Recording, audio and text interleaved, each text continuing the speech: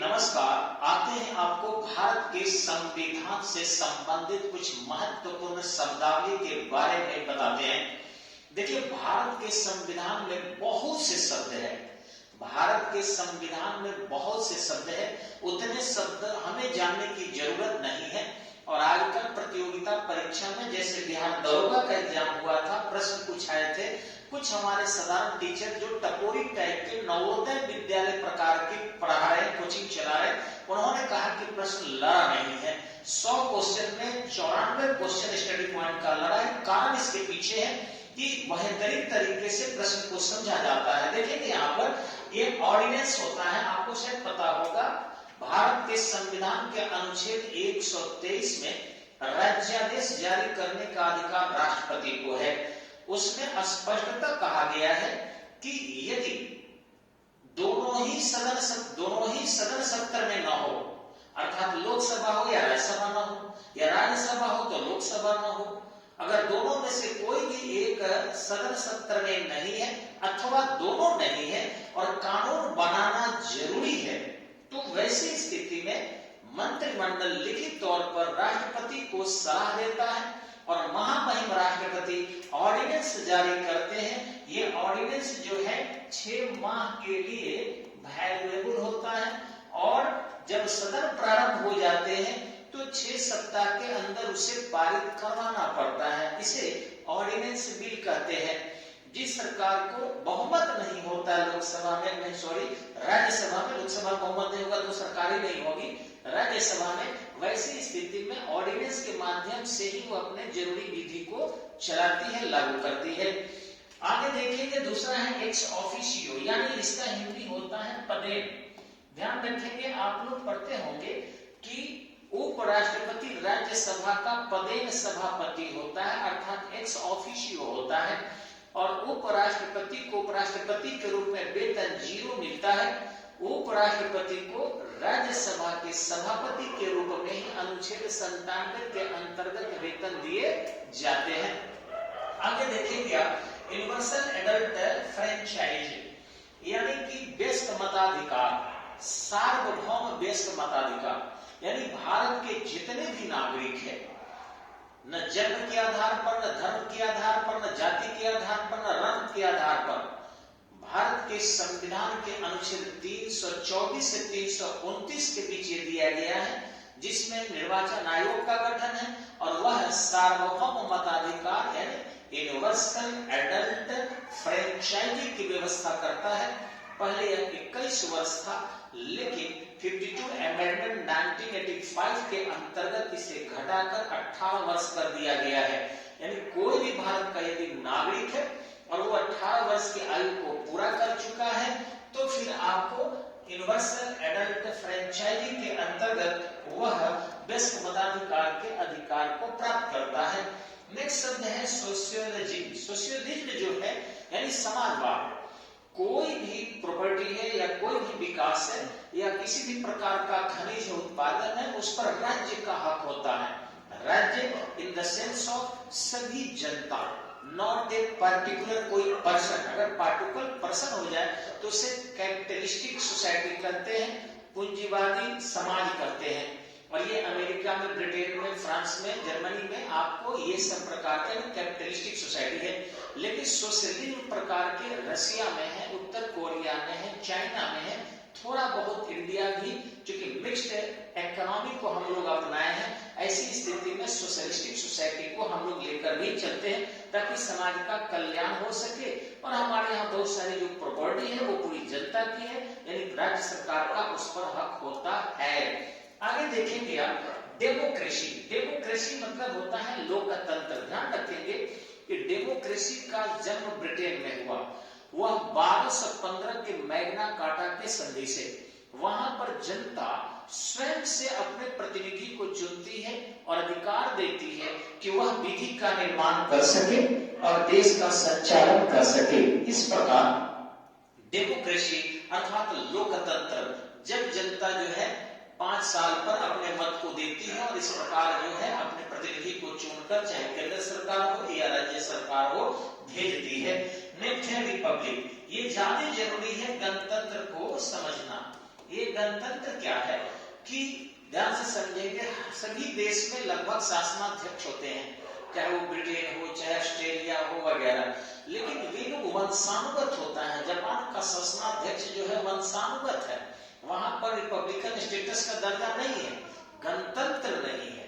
वहां रानी है, आपके जापान में भी राजा है, ब्रिटेन की रानी ऑस्ट्रेलिया की भी है, लेकिन आपके रिपब्लिक का सीधा सा सेंस है कि शासक का शासनाध्यक्ष एक निश्चित अवधि के लिए निर्वाचित होता हो, मनोनीत नहीं। देश का संवैधानिक प्रमुख अर्थात शासनाध्यक्ष एक निश्चित अवधि के लिए निर्वाचित होता हो, उस कंट्री को रिपब्लिकन कंट्री कहते हैं। अमेरिका में आपके राष्ट्रपति चुने जाते हैं, रशिया में चुना जाता है, भारत में चुने जाते हैं, पाकिस्तान में चुने जाते हैं। ये सब गणतंत्र देश है और इसको रिपब्लिकन सिस्टम या रिपब्लिक कहा जाता है, गणतंत्र कहा जाता है। फ्रांस के राष्ट्रपति 7 साल के लिए और अमेरिका के राष्ट्रपति 4 साल के लिए निर्वाचित होते हैं, भारत के 5 साल के लिए। आगे है आपका मैग्ना कार्टा। मैंने अभी चर्चा किया था आपको कि ब्रिटेन में 1215 में राजशाही का अंत किया गया और वहां पर संधि हुई जिसे लोकतांत्रिक प्रक्रिया की नींव डाली गई, अतः उसे संसदीय प्रथा का मैग्ना कार्टा कहते हैं, यानी बेहतरीन। कई संधियों को भी उससे उदाहरण दिया जाता है, तो ये मैग्ना कार्टा कहा जाता है। मैग्ना कार्टा एक ब्रिटेन का प्लेस है। आगे देखेंगे नो कॉन्फिडेंस मोशन यानी अविश्वास प्रस्ताव। ध्यान रखेंगे कि चाहे राज्य सरकार हो या केंद्र सरकार हो, लोकसभा में यदि कोई सरकार बहुमत खोती है तो वैसी स्थिति में विपक्ष वहां पर अविश्वास प्रस्ताव लाता है, जिसको हम नो कॉन्फिडेंस मोशन कहते हैं। ध्यान रखेंगे, एक बार यदि नो कॉन्फिडेंस मोशन ला दिया गया और सरकार बची रह गई तो फिर 6 महीने के अंदर दोबारा नो कॉन्फिडेंस मोशन आप नहीं ला सकते। लेकिन हाँ, अगर आप नो कॉन्फिडेंस मोशन लाने जा रहे हैं तो इसके लिए भी कुछ न कुछ क्राइटेरिया है, यानी न्यूनतम सदन के 10% सदस्यों का उपस्थित होना जरूरी है और वहां पर स्पीकर महोदय जब पूछेंगे तो आपको वहां पर प्रेजेंट रहना पड़ेगा, तब जाके नो कॉन्फिडेंस मोशन को एक्सेप्ट किया जाएगा। उसके बाद इस पर चर्चा होगी, बहस होगा, वोटिंग होगी और वोटिंग के बाद यदि सरकार गिर गई तो खत्म, मंत्रिमंडल समाप्त, नवीन गठन होगा। अथवा यदि सरकार नहीं गिरी तो वैसी स्थिति में नो कॉन्फिडेंस मोशन फेल्योर हो गया तो वैसी स्थिति में पुनः 6 माह तक नो कॉन्फिडेंस मोशन आप नहीं ला सकते हैं। आगे रहा आपको स्टार्ड क्वेश्चन। सबसे पहले मैं आपको बता दूं क्वेश्चन आवर। तो जैसे ही सदन में लोग जाते हैं, चाहे लोकसभा हो या राज्यसभा हो, वहां पर 11 बजे से लेकर और 12 बजे का समय क्वेश्चन आवर यानी प्रश्न काल कहा जाता है।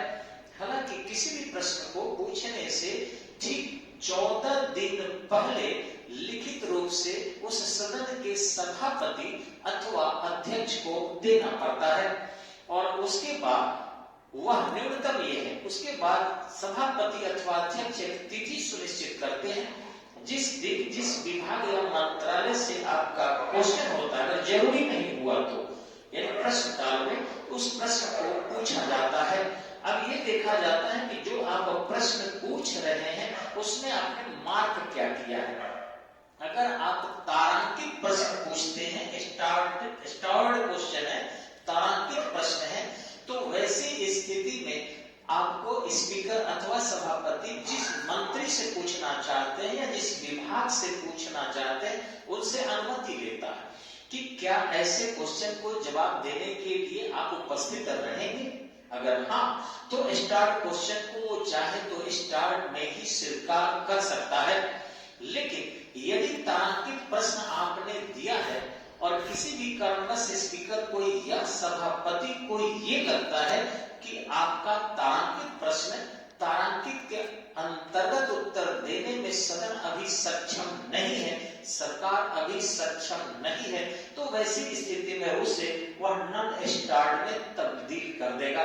यानी यहाँ पूरा पावर है लोकसभा अध्यक्ष को अथवा सभापति को कि तारांकित प्रश्न को अतारांकित में तब्दील कर दे।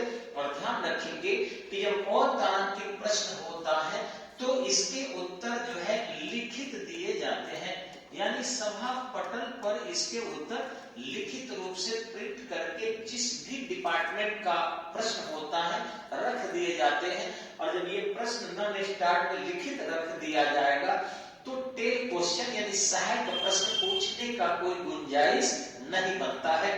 लेकिन इस वाले स्टार्ट क्वेश्चन में यदि आप सहायक क्वेश्चन पूछना चाहते हैं तो उसके संभावना है और आप पूछ सकते हैं। लेकिन एक और चीज समझना है कि जो आप मेन क्वेश्चन पूछे हैं उस क्वेश्चन के उत्तर अगर गलत दिए जाते हैं तो नियम 115 के अंतर्गत उत्तर देने वाले सरकार के कर्मचारी अथवा मंत्री पर कार्रवाई हो जाएगी। अगर गलत उत्तर देंगे इसके अंतर्गत तो नियम 115 के अंतर्गत कार्रवाई हो जाती है। ये आपके लोकसभा का नियम है। लेकिन यदि आप टेल क्वेश्चन का सहायक क्वेश्चन का गलत उत्तर देते हैं तो वैसी स्थिति में कोई भी कार्रवाई नहीं होती है। तो ये रहा हमारे भारतीय संविधान के कुछ महत्वपूर्ण कॉन्स्टिट्यूशनल शब्द जिससे आप जरूर अड़ जाइए। बार बार वीडियो देखिए, सब्सक्राइब कीजिए और बेहतर वीडियो जो भी किसी विषय पर आपको चाहिए अभी के ज्वलंत मुद्दे पर भी तो टॉप लेवल की जानकारी आपको दी जाएगी। विश्वास करें, सब्सक्राइब करें और दूसरे से भी सब्सक्राइब करने के लिए कहें। धन्यवाद, नमस्कार।